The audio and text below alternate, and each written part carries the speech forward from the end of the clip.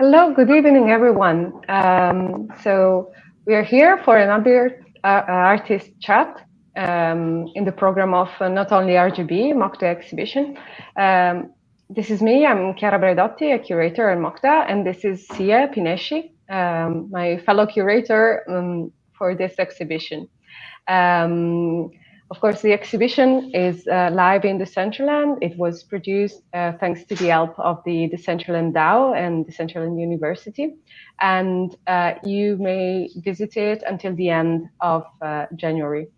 And tonight we have as our guest Mathieu Merlet Briand, one of the artists that are exhibited in Not Only RGB. So Mathieu, it's nice to have you. So lovely to have you. Hello. Hello, everybody. Hi. And for those who might not know him, Mathieu is a French digital artist who uses his work to illuminate the synthetic ways in which information is shaped, guided, and fragmented, especially in reference to nature and technology.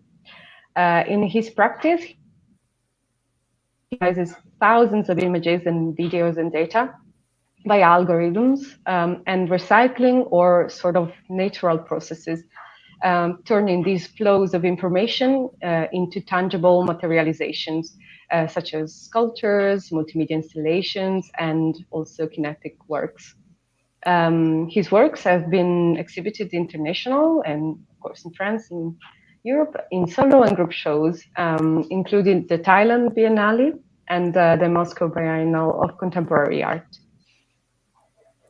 So in this new work, which Mathieu has created specifically for the Not Only RGB exhibition, Mathieu continues his physical new nature series with Purple #Mineral, a virtual 3D sculpture depicting the abstracted form of a geometric amethyst crystal.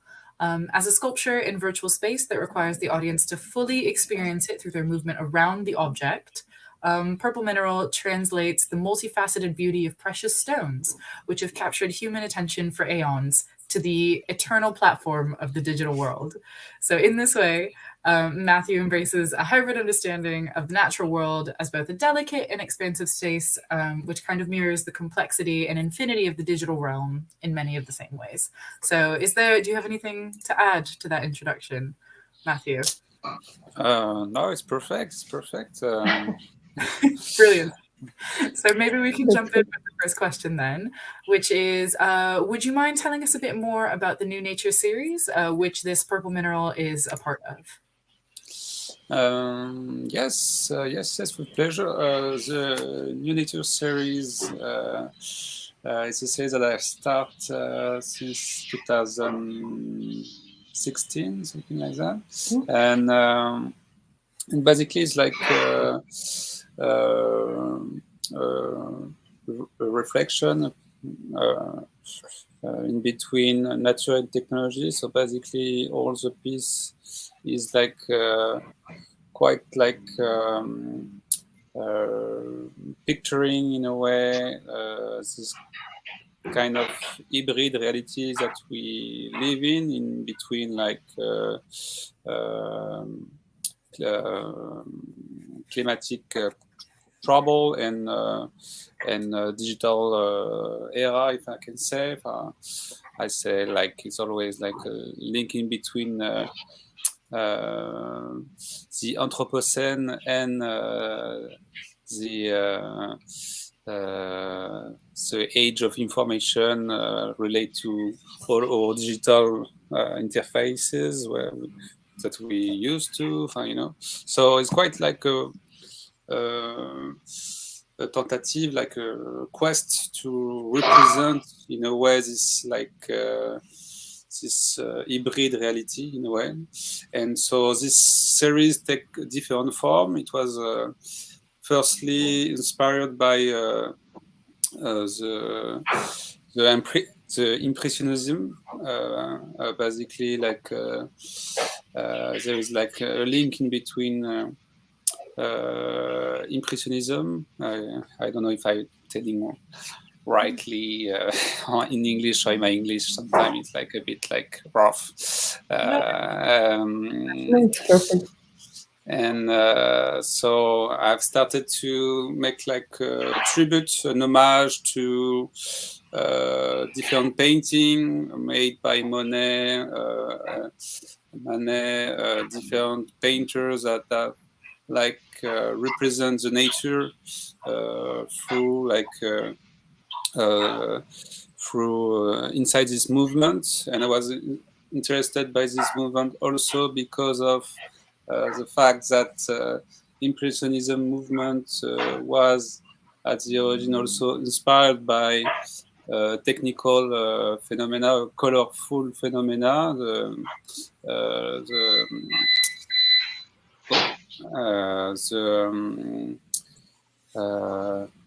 how do you say in English, but the fact that the divisionisme des couleurs, we say in French, the color divisionism in English. So basically, to create like kind of like an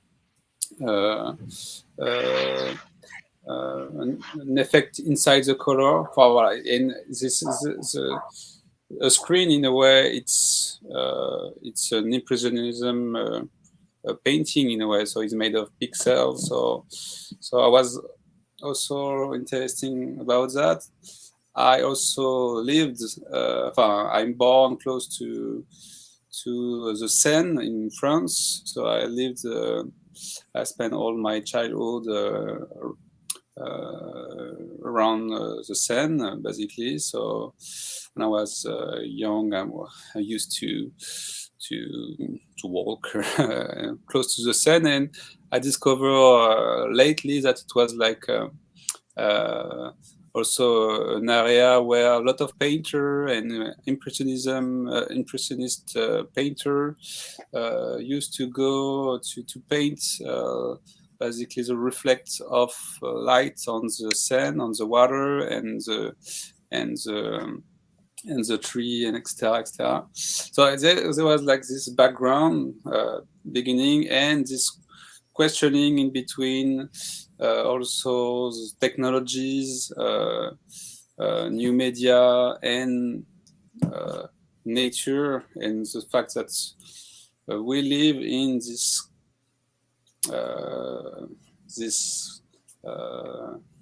hybrid world, if I can say, this strange world in a way that we are like today with this climatic trouble. So this series is like the purpose of this series was to represent this world that we live in, basically. So this is like kind of an abstract world in a way. So because we don't really know how to picture it in a way. What is like this this issue of climatic condition? What is this world, this digital world, which is like basically take many shape, and we are here in the Decentraland world. We spend time on Instagram. We spend time on social network. We spend our life basically on screen, and we I would say that we this is a way to deal with the reality today. So we need to exist in a way. We need to have like a social life, etc. We need this interface to live in like the physical world. So all those questioning brought me to this new nature series, etc. So I made this homage to Impressionism, and I started to create sculpture related to stone, and I was inspired by those sites, historical sites, spiritual sites, like the Stone Age sites, or different spiritual sites. And relate to stones, and so I made. I've started to make like sculpture, which is like quite a fake stone, look like real stone, but basically it's just like a surface or something semi-transparent. So it's like kind of like in between stones that we like, voila. And after that, I was invited by for the Thailand Biennale to make a project, to propose a project, and for this project I was in this series, and I wanted to continue the series at a certain scale, and I had the opportunity to propose and to develop this project. So this sculpture is called New Nature Eroded Mineral Sculpture in Tree, and so basically you have this like kind of like in a way digital stones in the physical world that which is in dialogue with a tree, and it's create like kind of a conversation in between this nature and this eroded stone that look like a stone, but is like kind of like a technological architectonical stone, if I can say, like with like orthogonal pattern based on the structure or geometric structure. So there is always like kind of this square pattern that's related to the pixel, but also to like this kind of structures that reflect something architectural, something like a building, something like that refer to construction, basically. So structure. Yeah, you can.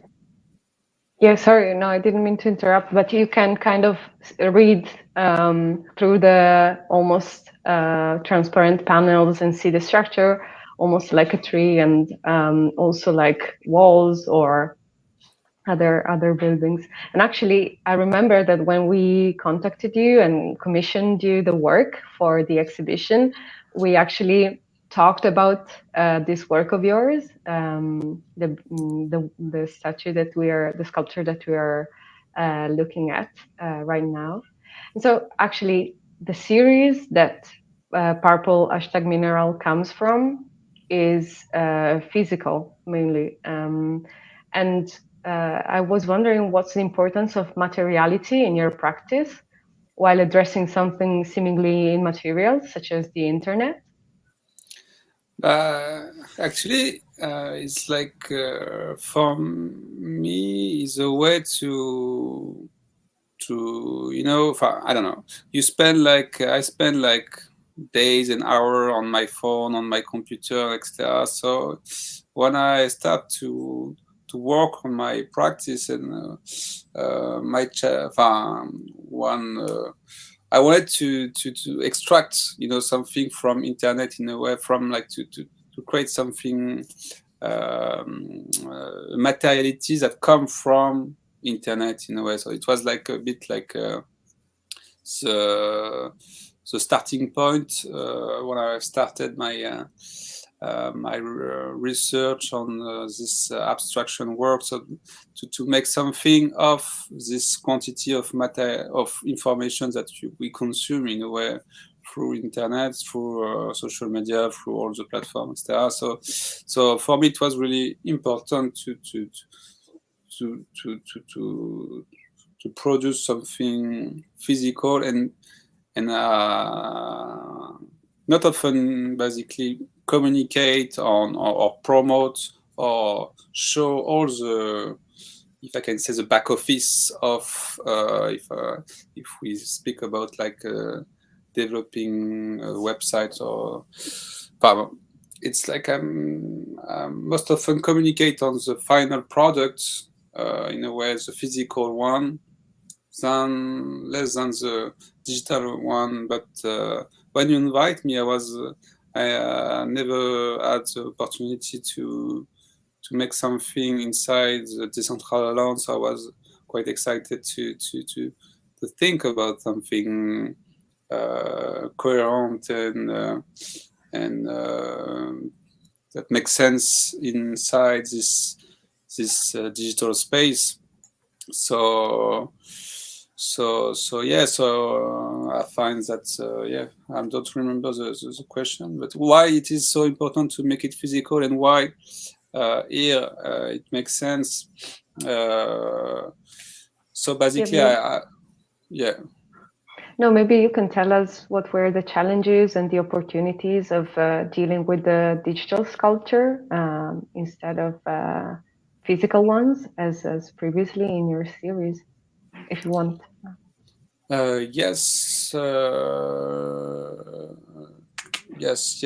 But for this project, for the Decentraland exhibition, for this exhibition, I played in the physical world and in the digital world. We always play with the constraints. So I was like interested to understand also the constraints of this digital space. The fact that we need to have something that can run easily, etc., in this space. So I simplify in a way the shape. I design. I conceive this stone based on this constraint to have something that play with the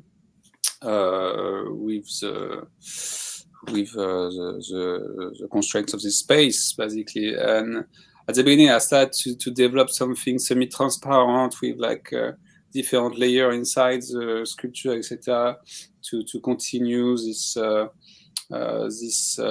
research on transparencies that I semi-transparency, etc., that I find interesting from life. But and after experimenting, I arrived to this shape that I find nice. Basically, it's based also on a pattern, on a square pattern. And after I shaped it, and in my work, I'm developing like abstract composition based on a synthesis of thousands of images. So basically, here it's on this purple mineral materiality, and I played with the polygon,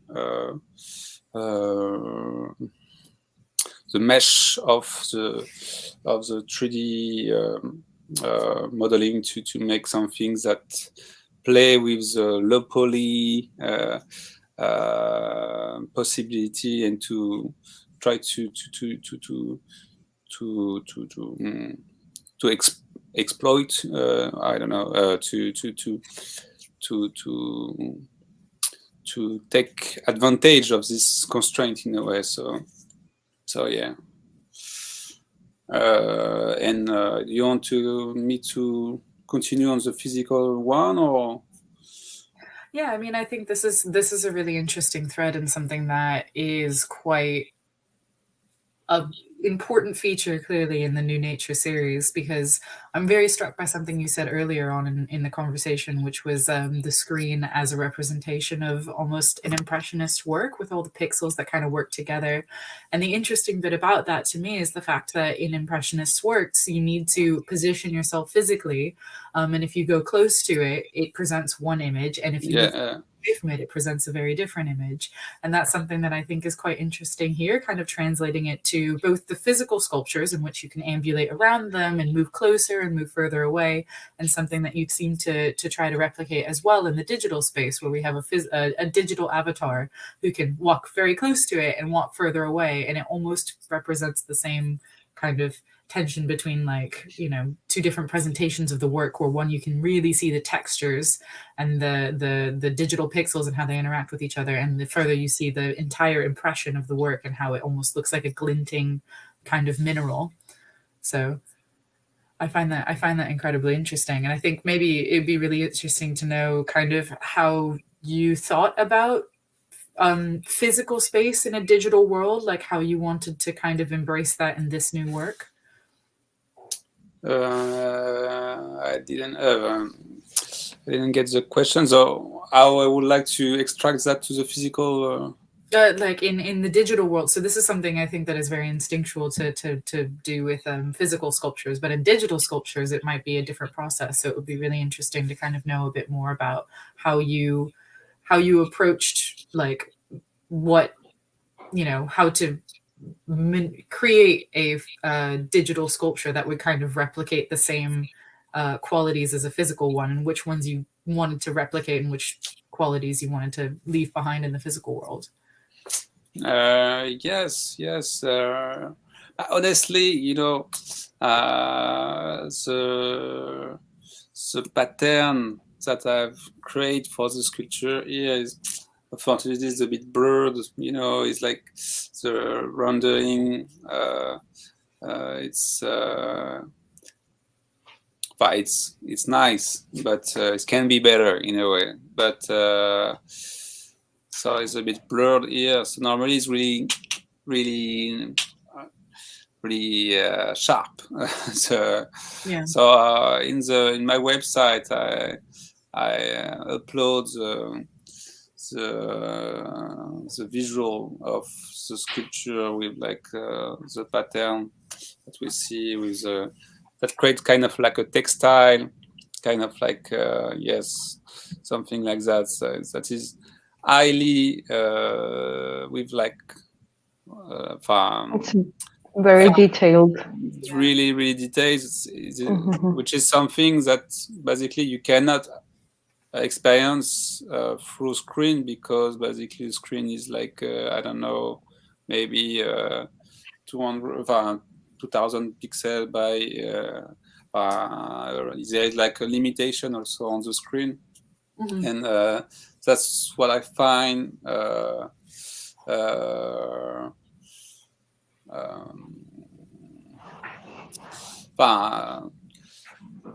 interesting also for this kind of like that we know that this is something highly digital, but bringing that in the physical world, that make it like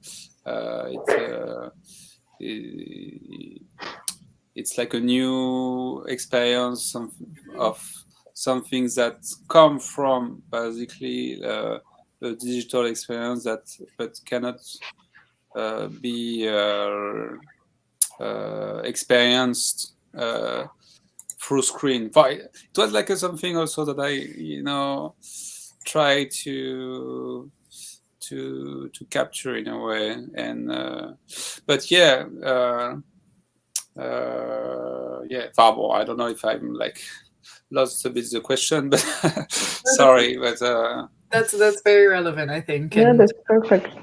yeah, something that we also wanted to ask after was the your use of color throughout kind of the New Nature series and your other practice, and kind of what your approach to color is. It would be really interesting to kind of know, if it's a cumulative process or a very focused process on individual colors and how they interact. That would be really interesting to know. But as I said earlier, first of all, I studied in like the research lab, inside lab, and I was in a group of research based on color, basically. And so I was always really interested by all the color theory. I remember the name Chevreul, Divisionnisme des couleurs by Chevreul. Sorry, I'm a bit tired.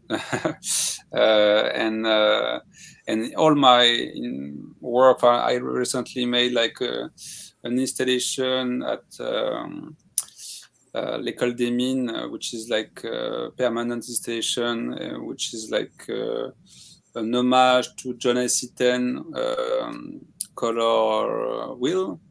So far, I start my practice by making monochrome were an homage to also Alexandre Roshenko, monochrome. Enfin, bon. So yeah, so how to describe that specifically for the project I made here? So what kind of qualities were you investigating during these very isolated color gradient? For the installation at l'École des Mines, bon, this is like, it was like it's a specific context. It's inside the school. For researcher, l'École des Mines is like an engineering school, like one of the top engineering school in France, basically. And the project is also a site-specific project, so that play with architecture, basically. So the architecture of the building recall a bit, this kind of like Guggenheim stairs, but with like more polygonal shape. And for me, it was kind of like materializing a process for students who were inside the school. And also you had this idea of like a synergy also.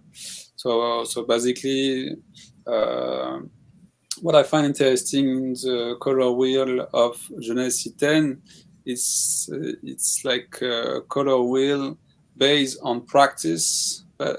It's like in French we say empirique, like by experiment.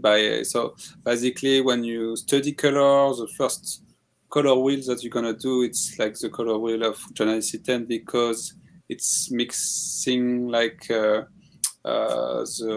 primary color, which is like the middle. Yeah. Is this the? Yes, this one. This is like really like the practical way to experiment color, but it's not like it's not a perfect color wheel in terms of like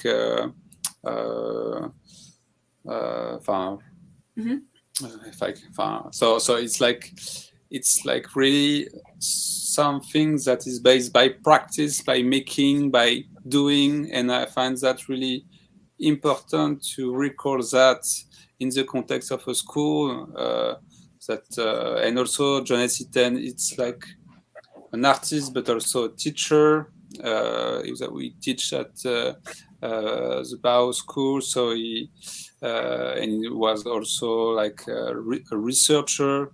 So there were like many reasons that make sense to work on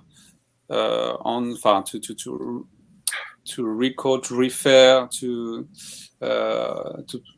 work on this color wheel, and basically all the in this context.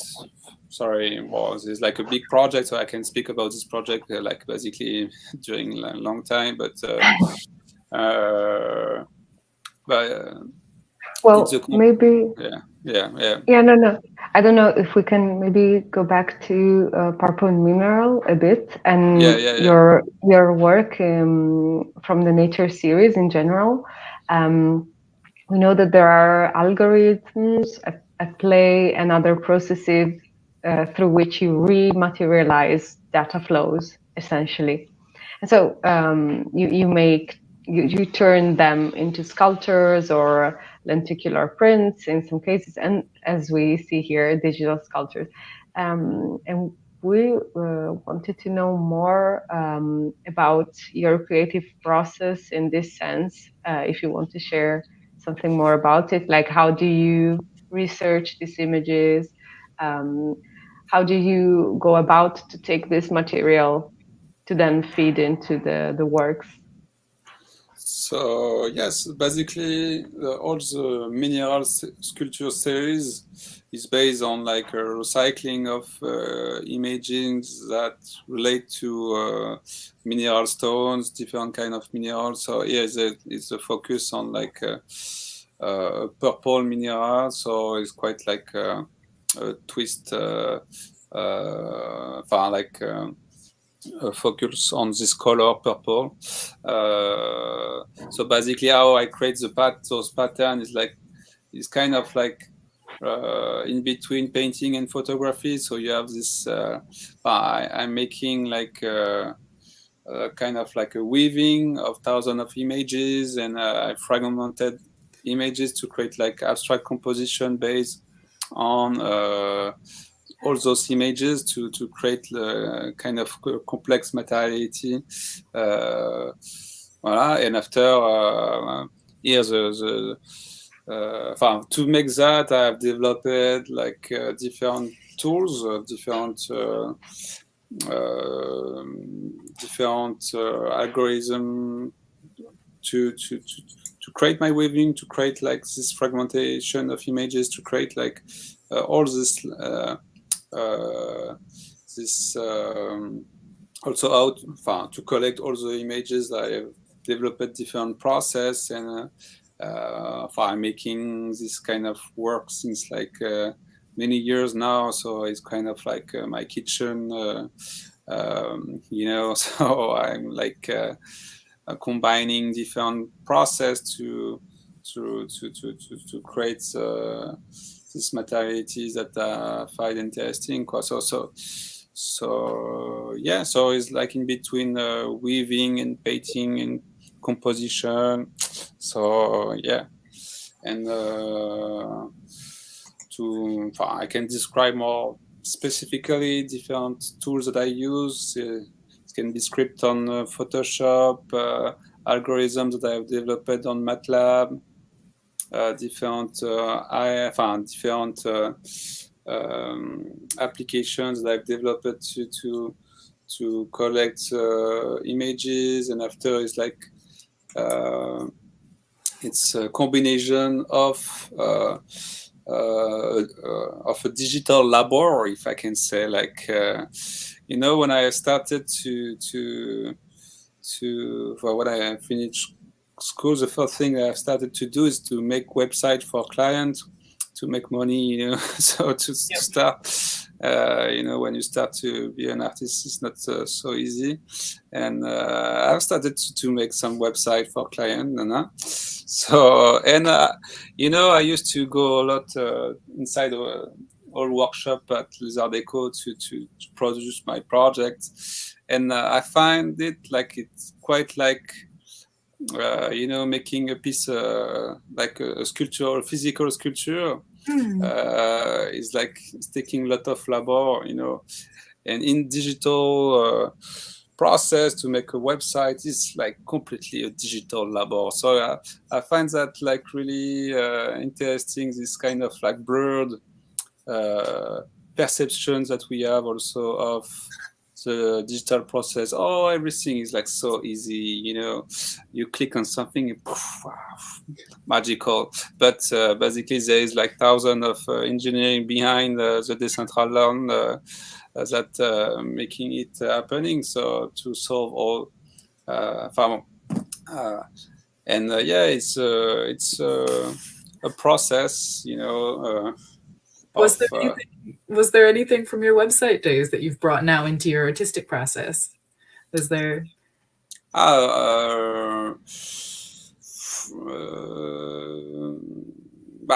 Coding. So the physical, or not the physical, the tools of doing it are very similar. Yes. Not the like ways that the audience interacts with the digital world, or kind of. It's like through coding, basically, I develop tools, and for me, websites are tools, basically, to go to a specific point, so yeah, it's like giving me like also this kind of like because when we think about tools, we think like an hammer, like I don't know, a painting, a pencil, something like more tangible in a way, but basically, if I can say, but for me, like a script is a tools, an AI is a tools to obtain a specific, results to a specific goal, etc. So I don't know. Yeah. And I think the idea of these digital tools being as valuable as physical tools, it's very interesting because to me, coding, a pencil kind of has a binary state of it draws or it doesn't. It's kind of it's got a very strict delineated purpose. Sure, you might be able to use it as a ruler or something, but like it's pretty much you use a pencil, you draw with it. Coding feels like it can go in so many different branching paths. You can really start to play and like shape your kind of digital world depending on just the way that you create the architecture around it. And so this is kind of something that we're interested in, and I think is a kind of pervasive theme of your practice, is this idea of how we navigate the digital world and our digital experiences. And so kind of using the internet as like an extension of the natural world in a way, where it's a very, it's almost in some sense as organic as like the natural world. So it would be good to know kind of what your take on like our kind of organic relationship with the digital world is. Yeah, and in fact, if I can make just a note, like before when you were talking about Impressionism, I thought that the internet is basically the new en plein air. And so it would be interesting to know more about like what's your take on this relationship between the environment, the digital and physical one, what's in between. Yes, I just want to start by the term organic that I find, and one thing that I find really, for me, internet is an organ, it's another organ of our body in a way. So, because we don't know how it's working, but clearly we have like clues, but we can we know kind of, but it's like kind of like also a blurred and black box, that we use every day. So it's kind of like in our brain or stomach. I have an idea how it's working, but precisely how it's working.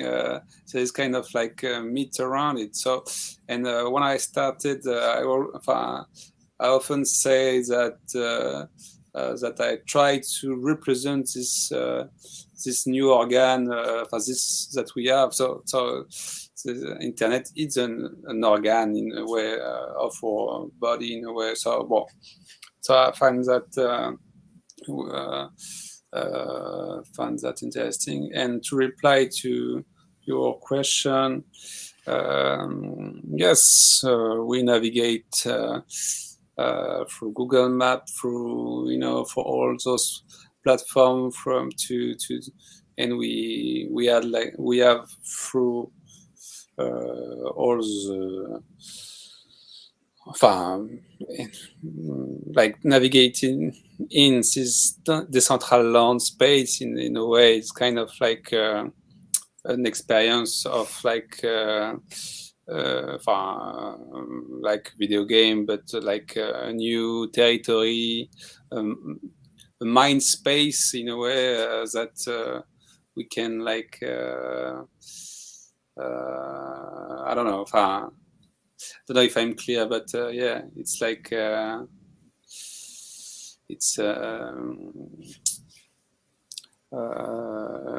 space to explore, mind space to explore. I used to teach at Sciences Po, and I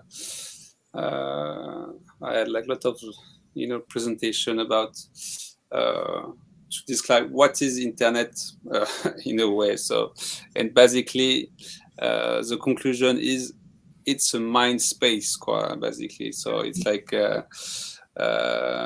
don't remember exactly the different authors that I was recording, but to make it quick, basically.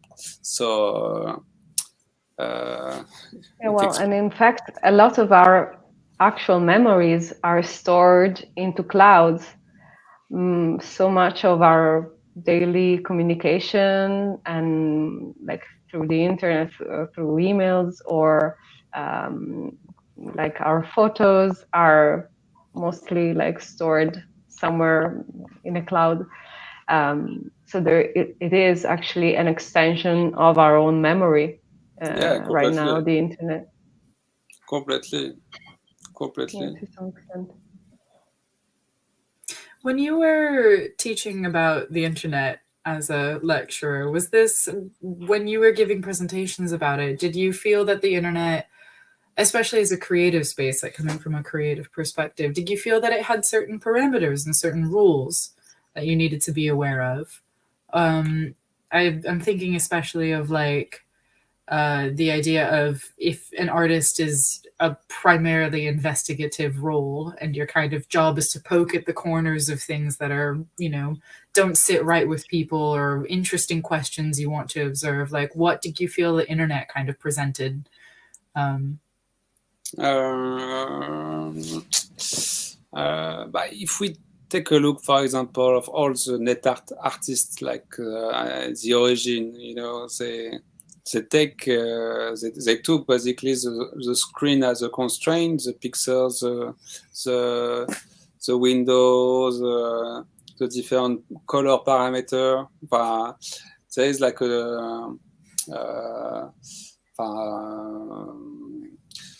and after each platform, each tools that comes on the market give new constraints. So basically, if you are in the creative, process, this shape come from of this kind of tools, etc. So it's quite interesting to think about that. So you give yourself and I teach also in different schools at the Art Deco, Parsons, and different.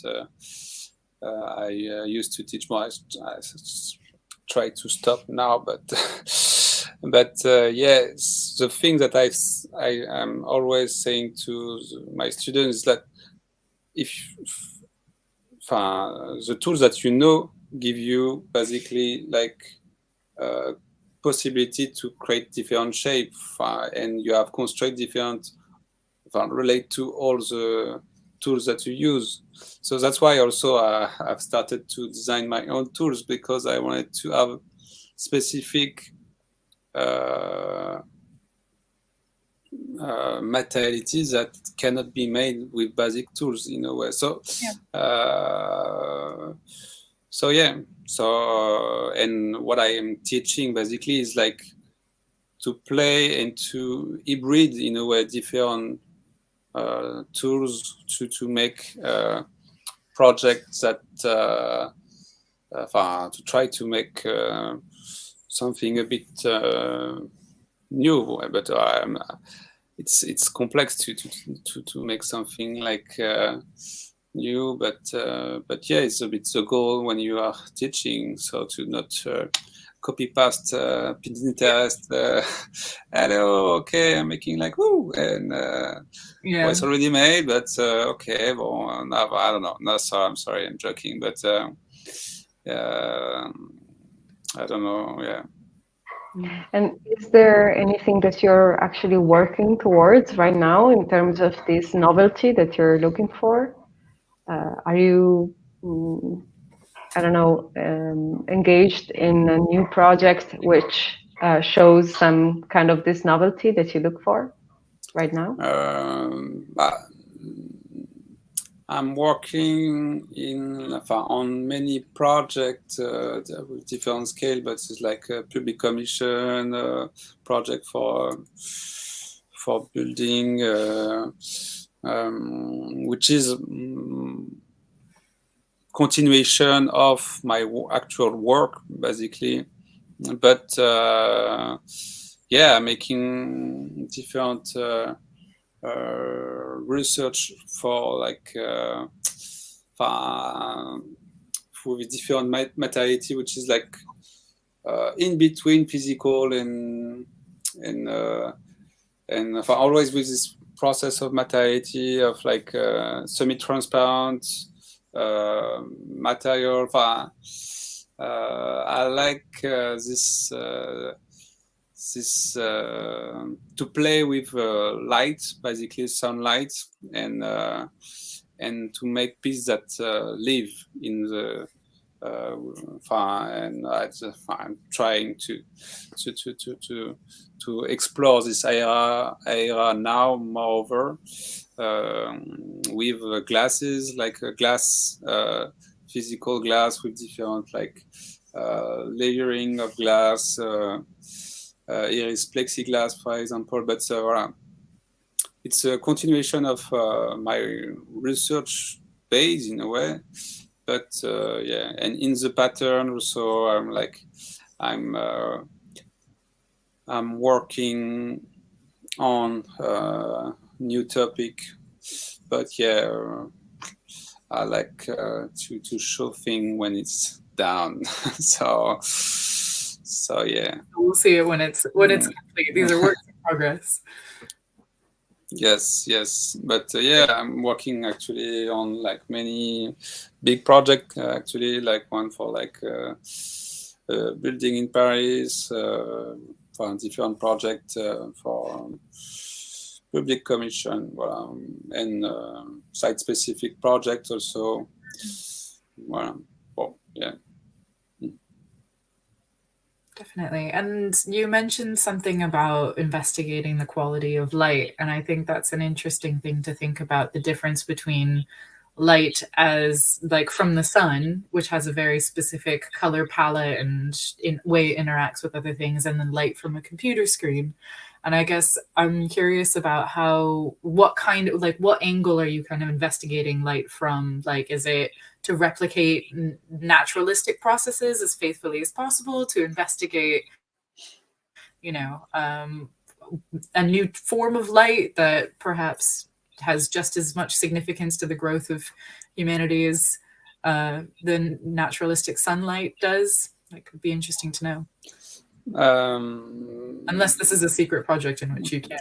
No, but all my lenticular piece is it's like working with like lights basically, but it's kind of a continuation of this research, but with new materiality through glass, for example, and through different layering that creates different like visual effect in a way. But I like this kind of like border in a way in between like physical and made by screen, but that's I don't know. Yeah, and I love sunlight basically because it's like something that you cannot replace, and it's like a light that is like it's not stable, changing. You have like and it's not fixed, and it's give like something that is like I don't know, much more living. I don't know, and I like a tree or like old plants. There is like something interesting in I think to create peace, that particularly working with sunlight that live with sunlight. There's like kind of like I don't know, something that that I find really, really interesting. But yeah, I don't maybe have a clear answer now, but yeah. Yeah, and probably the sunlight, as much as your work in itself, is also like something we could look at in connection to what it summons in us. And earlier you were talking about also the relationship with the students and trying to let them be curious and try to maybe find new tools or build their own. So I was kind of curious to know, in relationship to Purple Hashtag Mineral, Yes. your work, which is, you mentioned the Stone Age earlier as well, like it's like a monolith. It might resemble, this kind of thing coming from ancient times. It might seem a forewarning or even a relic. But was there something specific that you imagined it could summon in the viewer in terms of feelings or in terms of questions? What was your intention? But for me, it's like recalling this idea that you know, technology, we don't understand them quite completely. You know, it is like kind of like there is like a kind of like fantasy in a way around all this like mechanism that makes this like for example this Decentraland space. We arrive inside this space, we don't know how it's working completely, what is like behind, what's controlling that. So there's like kind of like all this idea of something that kind of divine entity. Well, here is like basically it's many programmers, but what I find interesting inside all those tools, that for example computer, nobody know completely how it's working. Nobody know, because there is an engineer for each chips inside the computer, but nobody know completely. Yeah, and it's getting more and more complex too. And for all the tools. So what I find interesting is like this collective, you know, it's a collective project, and it's like collective intelligence that made all those tools, all those objects that we connected objects that we use, and yes, so and religion in a way, it's like is what is like a collective group of people that construct, you know, through time something. So I don't know, it's like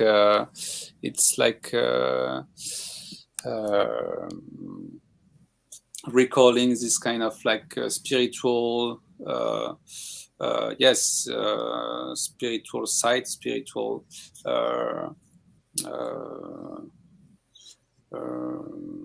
but it's like it's like direct references to Stone Age site, or but it's like mysterious stone. We don't know where it comes from, and also what I find interesting with this object, that it's like you can have different interpretation on it. So yeah, and it's also a bit falling like that. So in the sculpture eroded mineral for the Thailand Biennale. So you have this idea of, it's a bit like, you don't know if it's falling or it's like, it's like kind of like a natural process. You have this architecture, technical architecture, that is a bit falling, but it's standing almost. So you have like this little tension that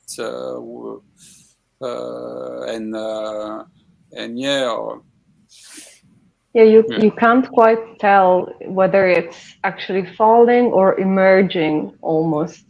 There is definitely some tension, some movement. And actually, I was also curious to know, like, in your opinion, what does it mean for you, like, purple mineral? In a way, is it, you think, almost like a relic from the past, or is it a relic for the future? Like something that comes from the actual present and will be there to remain for the future, or is it already something telling us an old story about minerals, about something organic that we might not even have such a direct relationship with right now? But it's kind of a relic, but it's to continue on the, it's like a kind of like a romanticism view, of that's inside this piece you have kind of a crystallization of the complexity of what is like this digital world in a way. I don't know, but it's like a kind of a romantic sculpture. It's like it's an idea of like also of this I don't know, this it's kind of like an abstract piece, an idea of like something that we're calling like kind of the sublime digital. If we think about that, is like this idea of something that is like bigger than us and that we cannot, represent. So it's like, yes, it's a relic. I don't know if it's from the present or from the past or from the future. It's like it's from today. Voilà. Okay. Well, we are actually approaching the end of our time, and well, we might end actually with this beautiful image of this object that might preserve some of our memories and let them be basically crystallized for the future. And so, well, Mathieu, thank you so much for your generosity for this hour with you. And thank you for your question and thank you for the invitation. It was nice, and it was our pleasure. It was great to collaborate, and yeah, thank you for making this wonderful piece. In terms of artist chats, don't forget to tune in next Wednesday at 8 p.m. Central European Time, because we have Kevin Abosch with us for our last artist chat for the Not Only RGB exhibition this year. And then in the new year, we will be having a film screening for Sarah Meyohas' work, but that will be in the new year, and we will be advertising that very shortly. So thank you, everyone. And thank you so much, Mathieu, for this lovely hour. It's been an absolute joy. Thank you. Thank you very much for the invitation. And bye-bye. Thanks.